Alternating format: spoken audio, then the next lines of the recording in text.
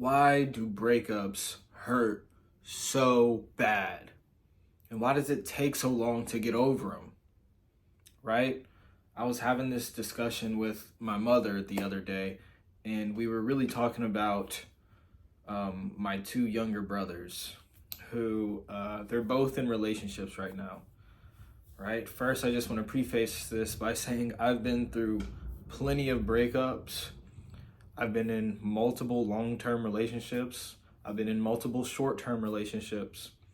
I've been through a lot of ugly breakups, and I've been through a lot of short, clean, cut it off, easy breakups. They weren't easy, but they were short and clean breakups, right? I just had the discipline to not go back the first time. Other times, I didn't have the discipline to not go back. Okay? Sometimes I had to keep going back to my ex. And so in this video, I just want to talk about why it hurts so much, right? And what really causes it to hurt, what causes it to linger, right? So back to what I was saying about when I was having this conversation with my mom about my two brothers. Both of my brothers are in relationships. One of my brothers have been in this relationship for, it's probably been like 3 to 5 years or something like that. Probably like 5 years they've been together. And then my other brother, he's been in this relationship for like maybe 6 months now. And neither of them, I could tell you that neither of them are really in the relationship because they love their girlfriend. Neither of them are in the relationship with their girlfriend because they love them. I believe that a part of them thinks that they love them, but love is not a feeling. And even just talking to them, I could tell that it's not real love, right? Love is something, it's an action, it's a verb, and it's a choice. And it goes beyond just words and feelings. But to the point of the video, so the longer relationship one, right? Sometimes you're in a relationship for so long, you get to a point to where you're just in it because that's all you've ever known. You just stay in the relationship just because you've been in the relationship for so long, and you get so comfortable in the relationship. It's more than scary to leave. It's just the unknown, right? And I was kind of having a conversation with him about that. It's like, you don't want to be in a relationship for too long without a purpose. Every relationship in your life should have a purpose. You should have a purpose. And those relationships should be building and growing with that purpose. Okay? The other brother, he's in this relationship because I'm sure everybody starts off the relationship because there's initial attraction. But there's also, I feel like one of my brothers, he can't be alone. He's not strong enough emotionally or has enough emotional intelligence enough to be by himself, to be single, right? Not only to not be single, but to not be hooking up with people. And that goes back to some deeper psychological issues he has. But I'm just using my two brothers as an example. There is a lot of people out here, I was one of them included. Sometimes you're in a relationship for so long because it's just all you've ever known. And it's just all you've ever done. You've just been in a relationship so long that you don't know what it's like to not be with that person. Okay? And then there's other people who are in a relationship because they just don't know how to be alone. Or they can't be alone. Or they just physically hate being alone. And not that they hate being away from people. It's not that. It's that they hate being by themselves, with themselves, because they don't like themselves. They don't like who they are. I was both of those. Okay? And sometimes we want to get in a relationship with someone because there's a hole in our heart that we want to fill with something outside of us. And also we want something to distract us from who we are.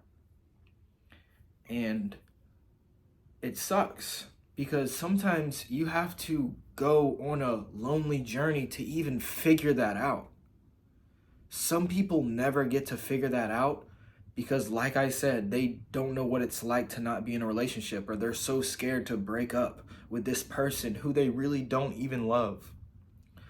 So let me get into why a breakup hurts so bad, which is the point of this video.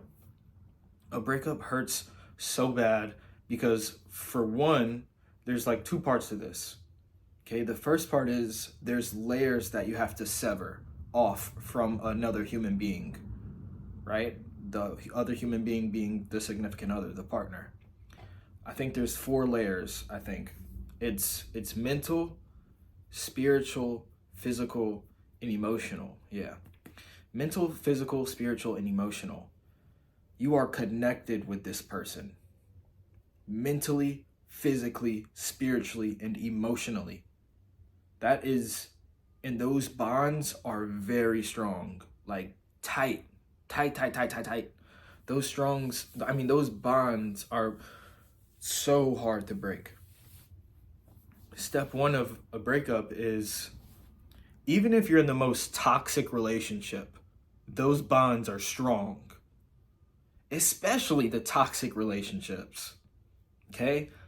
Those toxic relationships, those bonds, you feel dependent on that person. Right? Especially when it's toxic both ways. Like there's the abuser, or we don't have to say abuser. I'm not talking about physical abuse. We could be talking about physical abuse, but could be like the instigator and the enabler. Both of them are toxic. The instigator, the one who causes trouble, starts the fights, always gets into arguments, and then the enabler who feeds into it. Right? They might not be the aggressive one, but they're the ones who kind of egg it on in their own special way. Right? In their own little way. They egg it on, or they feed off of the drama. Right? The enabler might be the one who always cries and goes and talks to her friends and says, "Oh, this person hurts me, this person sucks, da da da da da," but they always get back with them. That's the enabler. They play victim, but they are just as guilty as the instigator. Okay, the instigator is usually the one who's cheating, maybe beating, the one who's like always throwing stuff, the one who gets violent, maybe, the one who's always gaslighting, things like that. Both of those people are just as equally toxic. Okay, if any one of them comes to you and tries to tell you like, oh, they're toxic, bro, I've been in a lot of toxic relationships, and it takes 2 to tango. It takes 2 to tango. Okay, because let me tell you something. If one person was toxic and the other person was not toxic, they wouldn't be in a relationship. They wouldn't be. The fact that they are in a relationship proves that both of them are just as toxic as one another. I don't care what they say. I don't care what the other person has done. If you weren't toxic, right? Let's say the victim, or not the victim, the enabler. If the enabler wasn't as toxic as they claim to be, they wouldn't be in that relationship. You understand? You have to be toxic to be in a toxic relationship.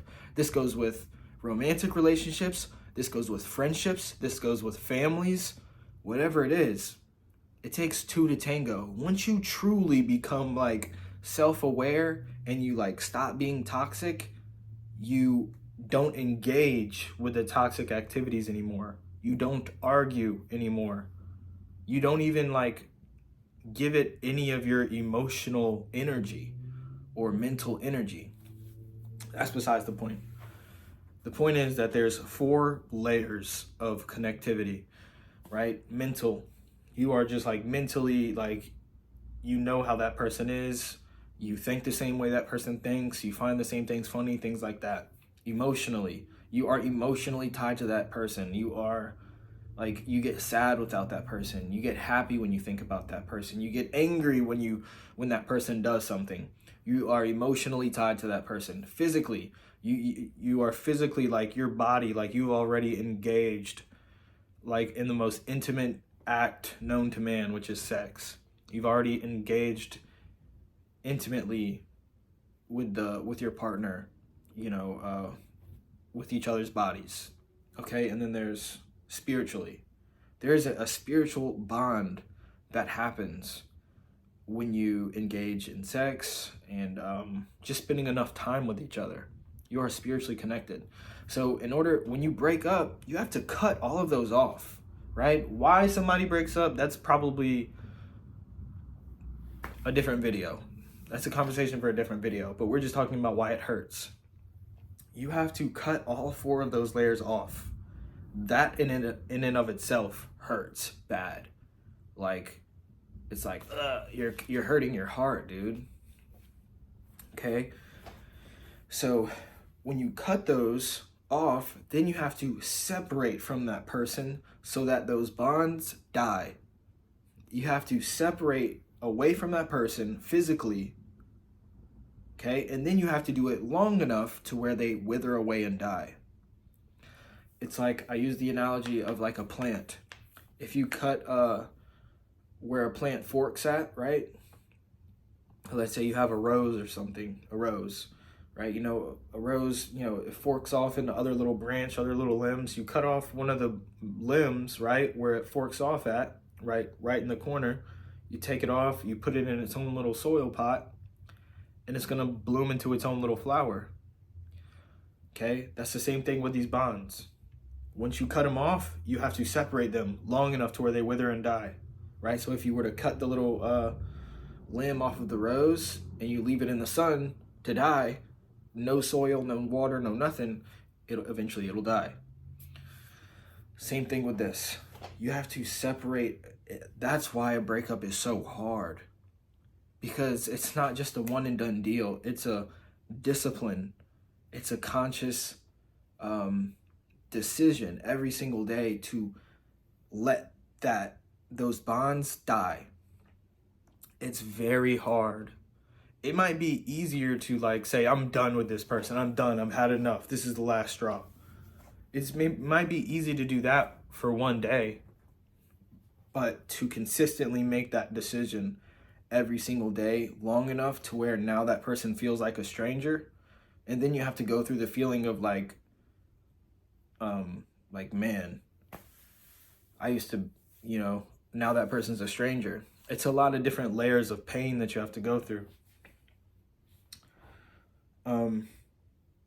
So you're going to be hurting on 4 different angles: mentally, emotionally, spiritually, and physically. Physically, you're going to feel lonely. Physically, you're not going to be used to being alone. Physically, you're going to be having cravings and urges. Mentally, you're going to be thinking about how that, you're going to be thinking about things, and it's going to remind you of that person. You're going to see something funny on Instagram or on Facebook, and it's going to be like a funny meme, and you're going to be like, man, if I could send it to that person, I know that they would find it funny. But you can't send it to that person because you're actively not with them anymore. You're actively trying to break up. So you have to go through that. And then there's emotional. You're going to think of things, you're going to think of times that you're going to think of memories with that person you had with that person that make you feel happy, sad, angry, aggravated, embarrassed, cringe, all those things. You have to feel those, allow yourself to feel those, and it hurts, but also allow them to pass. And then spiritually, something inside of you is going to be like panicking, and you can't really put a finger on it. That is your spirit. Like, that is those spiritual ties being severed off and like dying. You're going to be feeling anxious. You're going to want to go do something. You're going to want to go out. You're going to want to maybe give into certain vices that you haven't given into in a long time, just to distract you from the feeling that you're feeling, right? You're going to feel the urge to go do something, and you're not even going to know why you have the urge to go do that thing. And it's really just because you're going through a breakup. Your body is like healing itself, and it hurts, right? Like if you were to cut off, like when I cut off the tips of my fingers, the tips of my 3 fingers, when I cut them off, that was literally one of the most, cutting it off didn't hurt. Like when I cut them off, which was on accident, by the way, it didn't hurt. It really didn't. I didn't even notice it. Like I noticed it, but I was like, oh, what? I was just looking at my fingers like, oh my gosh, that sucks. It wasn't till like 3 days after I got out the hospital, that was the worst pain I've ever felt in my life. Physically, that was the worst pain I've ever felt in my life. It was the healing process of my fingers. And so that's how it's going to be with a breakup. It's not the initial breakup. Sure, the initial breakup hurts, and it's emotional, but it's having the discipline to separate yourself for a long enough period of time to where those bonds die. Those bonds dying over time and withering away, that's what hurts the most. Even though you're broken up, it hurts to see that other person. Maybe it hurts to see them happy. It hurts to see them with somebody else. That hurts. I'm saying it hurts so bad because there's 4 different deep, fundamental, foundational base levels that you were connected with that person that have to die away now, slowly and painfully. But like I was saying, like with the flower analogy or with the rose analogy, you cut it off, you put it in soil, it will grow back into a new plant. If you guys get back together, right?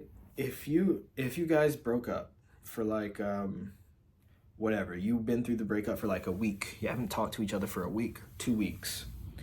When you guys see each other again, right? Let's say you run into each other, or one of you doesn't have the discipline to deal with the breakup, and you talk to each other. When you guys get back together, it's gonna be like fireworks. It's gonna be like fireworks. All of those things are gonna like connect, like, and that's what those base levels are craving, is to reconnect with that other person. Your mind, your spirit, your body, and your emotions are craving to be reconnected with that other person's mental and physical and spiritual and emotional. So I'm just saying, and that'll make it even stronger. You don't want to regenerate those things that you've been cutting off. They are very regenerative, if that's a word, regenerative. And so you just have to go through times of like extreme, it's going to feel like extreme loneliness and extreme pain. I always use this analogy. I always say these things when I'm talking about your road to success or your road to becoming a better version of yourself or to becoming a new version of yourself. It's a very lonely path until you get to that destination. Then once you get to that destination, you will find other people who are just like you, who have spent the time to level up, who have been through that lonely journey just like you have. And now it's like you find this new community of people who are just like you now because you went through this lonely journey. That's why you don't really, when you're looking for a relationship with someone, if you are looking for a relationship, let's say you've reached that point to where it's like, okay, maybe I'm ready to settle down now or something. Or maybe I'm open now. I'm not chasing anything, but now I'm open to the possibility of a relationship. If it comes, if it comes. If it doesn't, it doesn't. Right? Once you get to that point, you want to look for people, or you want to stay away from people who have never been single for longer than like 2-3 years. Right? You don't want to be with someone who hasn't even been single for a year. Like, that's an extreme red flag. That means that they are unable to be by themselves. that means that they have some extreme emotional baggage. It means that they are probably narcissistic and toxic. If they have not been single for more than a year, they have some issues.